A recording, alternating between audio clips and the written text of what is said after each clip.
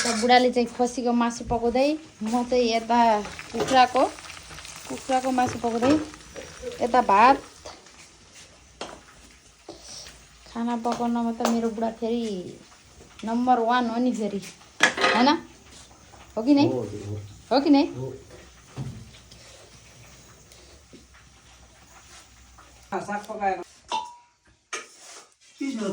दाँतै छैन।